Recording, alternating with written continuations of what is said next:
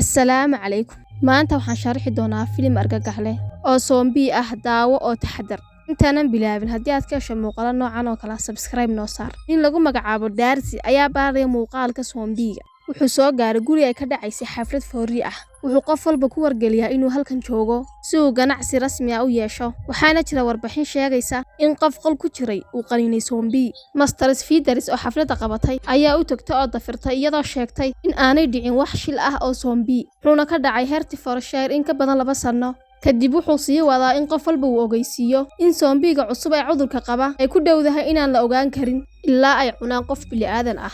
Marka ayuu isbeddelku imanayaa. Kadib uu fariistaa wuxuuna la ciyaaraa 3 qof. Duqsigan oo awood u leh inuu ogaado kuwa dhimanaya. Haweeneyda ah ayaa ku andacoonaysa in qaylada qolkan aad u dhibayaan. Laakiin Darcy wuxuu ku jawaabay in aanay khusaynin buuqa balse ay tahay marka guushu istaagto. Waa dhacdo naxdin leh markuu duqsigu ku dul dhacay in ag jooga Darcy, taasoo keentay in indhihiisu ay casaan noqdaan. Darcy ayaa madax ka gooyay ninkii kadib markuu jebiyay qaruuradii. Darcy ayaa weydiiyay mid ka mid ah haweenka haddii uu jiro qof qiran lahaa inuu cudurka qaaday. Marwa Feeders ayaa madaxa ruxday. Marka Darcy uu ka baxo qolka mid ka mid ah haweenka ayaa sheegaysa in Master Kingston uu noqdo zombie. Uu leeyahay gabadh uu abti u yahay oo ku nool dabaqa sare. Dabeedna waxay u carartay dabaqa sare si ay u hubiso markay albaabka furtay. Gabadhii sidoo kale waxay isku beddeshaa zombie. Way weerartaa. Waxaan maqalnaa codka Master Barnett oo ka sheekaynaya hiddaha faafitaanka zombie-ga. Shaashadda waxaan ku aragnaa buuq soo baxay oo qeexaya sheekada. Daacuunka balaayada madow ayaa ku faafay London, isagoo aan dhiman si loo kala fogeeyo London iyo zombie-ga. Waxay dhisaan gidaar iyagoo ku debinaya gudaha. Dhexda 4 fardoole waxay aaminsan yihiin inay u diyaar garoobaan inay ka soo baxaan naarta oo ay keenaan aakhiro walaalaha Barnett. Elizabeth oo sidoo kale loo yaqaan Lizzie iyo walaasheed Jane, Katie iyo Mary waxay qaataan tababar hubka iyo fanka dagaalka. Master Barnett waxay doonaysaa in gabdheeda ay guursadaan niman taajir ah sida soo baxday dhaqdhaqaaqa Bingley ee u dhow oo ay ku martigeliso xaflad. Master Barnett waxay rajaynaysaa da'da yar ee soo jiidashada leh Master Bingley uuna ku guuleysto mid ka mid ah gabdhaheeda. Elizabeth ma rabto inay hesho nin guursada. Lydia waxay hadal xun ku tiri Elizabeth inay awood u lahayn soo jiidashada ragga.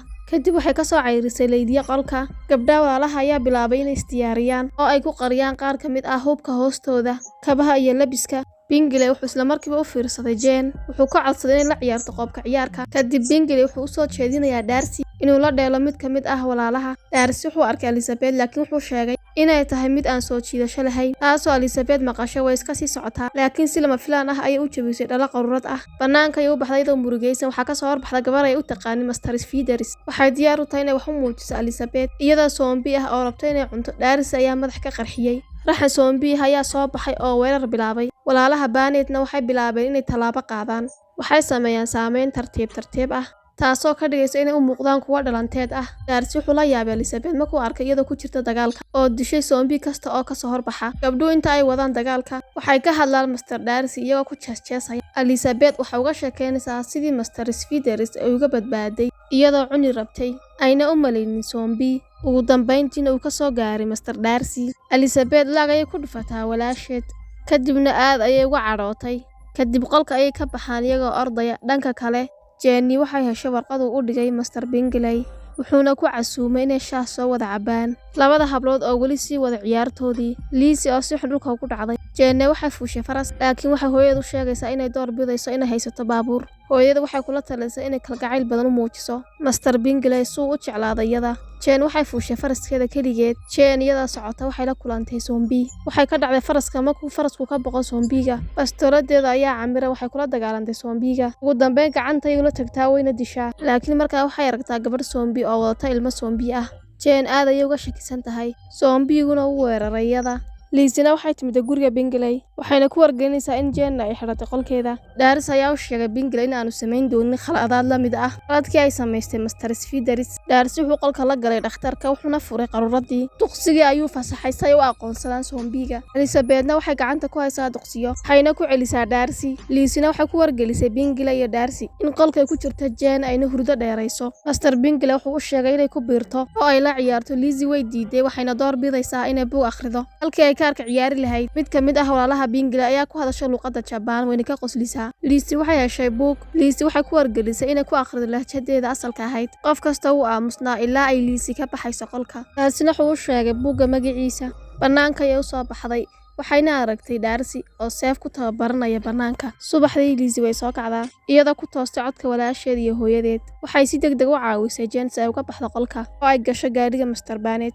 waxay siisaa Mr. Bingley fikrad ah jabinta xiisada xun ee zombie kubad ku taal Netherfield. Darcy wuu diiday waa ay aad khatar u tahay, laakiin Mr. Bingley si farxad leh ayuu u aqbalay fikradda. Ugu dambeynna way isku raaceen. Pearson Collins oo ah in adeerkii Bennet ayaa boqosho ku tagay oo muujiyay rabitaankiisa ah inuu guursado walaalaha mid ka mid ah. Marka hore wuxuu araggiisa u dejiyay Jane, laakiin markaa Mr. Bennet ayaa ku wargelisay inay mar hore sugaysay soo jeedin ka timid nin kale si loo ilaaliyo niyad-jabkiisa. Mr. Bennet waxay u soo jeedinaysaa Lizzie inay diyaar u tahay oo ay ku dhowdahay cadaalad. Mr. Coyne wuxuu u soo bandhigay inuu akhriyo buug, laakiin labadii walaalaha way kala dhex galeen isaga. Waxay jeclaan lahaayeen inay u lugeeyaan Meryton si ay u soo booqdaan eedadood Phoebus. Aabood wuu aqbalay Jane iyo Lizzie in ay rabaan inay raacaan. Lizzie way ogolaatay, laakiin hooyadood waxay sidoo kale u soo bandhigtay Mr. Collins inuu raaco. Iyagoo jidka socda, Lizzie waxbay dareentay. Afarta gabdhood ayaa seefooda bannaanka soo saartay oo waxay heleen gaari Benny oo ku dhacay buurta. Qof baa debin gudaha ugu jira oo wuxuu baaqayaa gargaar. Benny ayaa dubeelaagtay albaabka u soo dhawaatay Jane, laakiin Collins iyo gabdhaha waxay arkayaan gaadhiga dhinaciisa. Waxayna arkeen in la cunay faraska iyo qofka jiifa. Gabdha ayaa madaxa ka toogtay Benny. Jane way laagtay. Collins ayaa soo galay oo faalo ka bixiyay inuusan ka warqabin zombiga hadda baran karaan sida loo soo dejiyo debinada. Waxay sii wadaan safarkooda. Lizzie waxay la halgamaysaa sidii ay u qaadi lahayd dhammaan afarta qori. Collins wuxuu bixiyaa caawimo, laakiin wuxuu dib ugu celiyaa gacmahayga. Wuxuuna ku andacoonaya in galantari aan weli dhiman. Intii ay jidka ku jireen waxay la kulmeen gaashaanle dhexe Denny isagoo u weheliyo gaashaanle George. Gabdho waxay ka codsadaan George inuu u raaco eedadood. Si farxad leh ayuu u aqbalay. Markay la kulmaan Mr. Bingley iyo Mr. Darcy, Lydia waxay xasuusay Mr. Bingley wax ku saabsan xisbiga, waxayna soo jeedinaysaa martiqaadka Mr. George. George iyo Darcy way isweydaarsadeen ranteedka ka hor intaynan bixin. Liz ayaa weydiisay George Wickham waxa uu yahay xiriirka isaga iyo Mr. Darcy. Wickham wuxuu ku jawaabay in labadooda isla soo koreen, Darcy aabihiina uu ula dhaqmo sida wiilkiisa labaad. Ugu dambeyntiina lagu dilay dagaalkii labaad ee ka dhacay Kent. Darcy wuu diray isagoo la noolaa qof kale. Liz waxay dareemaysaa niyad jab inay tan ka maqasho isaga. Gabdhaha walaalaha waxay soo xaadiraan kubad kale oo Bingley ah. Elizabeth waxay la kulantay Mr. Wickham mar kale, laakiin waxaa soo dhex galay Pearson. Kadib wuxuu ka codsaday inay la dheesho. Liz waxay dareentaa inay u dhowdahay Pearson oo ay doonayso inay ka fogaato si degdeg ah. Darcy oo ka dambeeya ka codsaday inay la ciyaarto, isla markaa way aqbashaa. Iyadoo yaaban ayuu soo dhawaaday. Pearsonna wuxuu soo dhawaaday Darcy, taasoo keenaysa dhib badan. Labadoodu way ka cudur daarteen iyagoo ka tegaya Pearson keligii. Mr. Bingley oo sakhraansan waxay ku kacday Jane inay guursato. Waxay la tahay inay ku xidhan tahay inay walaalaheed ku tuurto jidka ragga kale ee taajiriinta ah.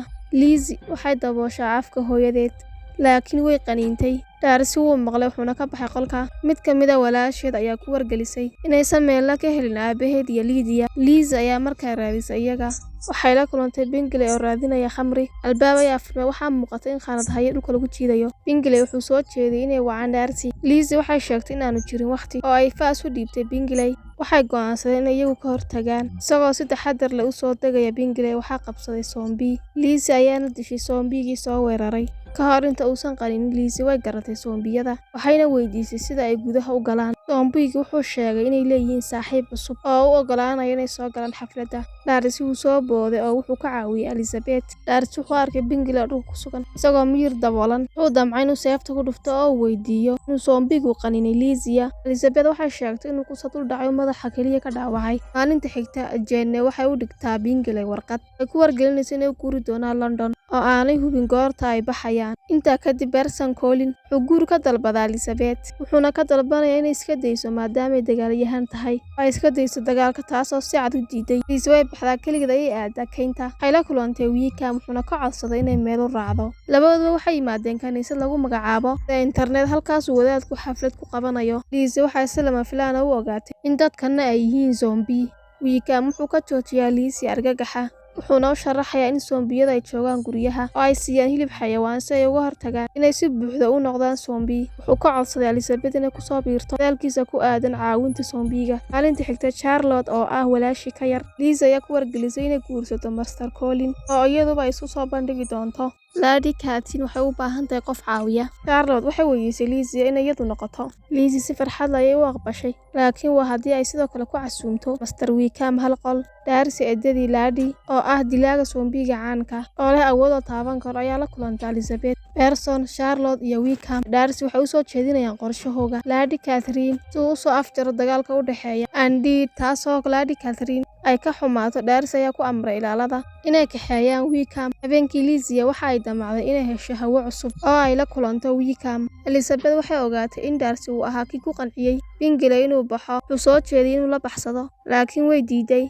Subaxdii Darcy wuxuu la soo xidhiidhay Elizabeth soo jeedintiisa iyo qadarintiisa. Waxay muujisay inay ka xun tahay, waxayna u muujisaa inuu dagaal la galo. Way dagaalamaan iyagoo wada hadlaya. Darcy wuxuu si aan ula kac ahayn u furaa badhankeyga, taasoo ka dhigtay iyada mid aan diiradda saarin. Dhammaadka Darcy wuu baxay isagoo raali gelin, iyadoo u rajeynaysa farxad. Kadib Lizzie way oysaa markay Charlotte iyo Pearson ay yimaadeen.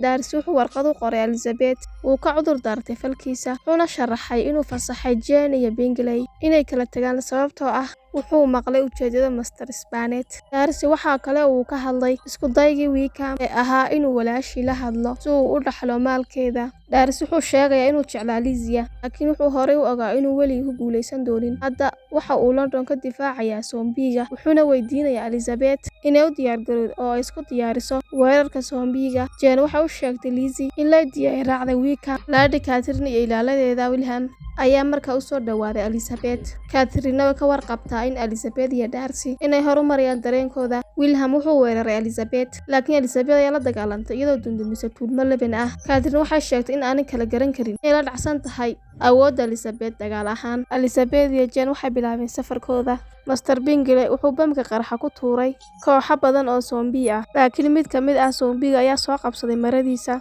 Ka hor inta aanu baxsan wuu la halgamayaa ilaa ay timaado Jane oo ay ka badbaadiso qaraxa iyo zombie-ga. Weli qaar aan dhiman ayaa dhinacooda u soo socda. Elizabeth ayaa ugu dambeyntiina dishay, waxayna ka caawisaa la dagaalan kuwa aanan dhimanin. Waxayna ku wargelisay in Lady uu la cararay Wickham. Darcy ayaa sheegay inuu arkay iyadoo dhulka lagu simay 5 maalmood ka hor. Lady suurtagal ma noqon karto inay sii noolaato intaa kadib. Kadib wuxuu ku wargeliyay inuu hadda u baxay buundada Hingham.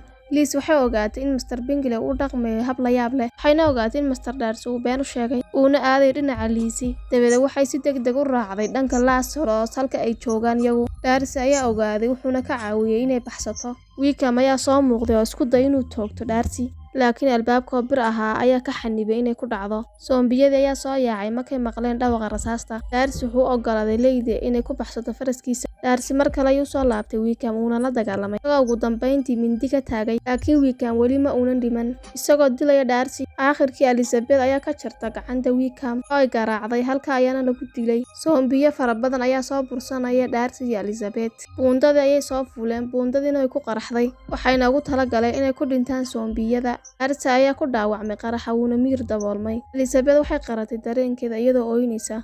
Ugu dambeyn Darcy wuu bogsaday, wuxuuna dib ugu soo laabtay guriga, wuxuuna ku wargelinayay inay dhagaysato, wuxuuna ka dalbaday guur. Ugu dambeyntiina Lizzie way ka ogolaatay. Pearson Colin ayaa ah guddoomiyaha arooskooda. Bingley iyo Jane way isguursadaan, way wada baxaan si ay farxad ugu noolaadaan. Wax yar kadib waxay arkaan wax ka baxsan irdaha, waxayna arkaan Wickham oo hubeysan oo hogaaminaya ciidamada zombiyada, iyagoo si muuqata iskugu soo diyaariyay dagaalka kuna soo wajahan. Daawade muuqaalkeenu intan ayuu ku eeg yahay. Maca salaama.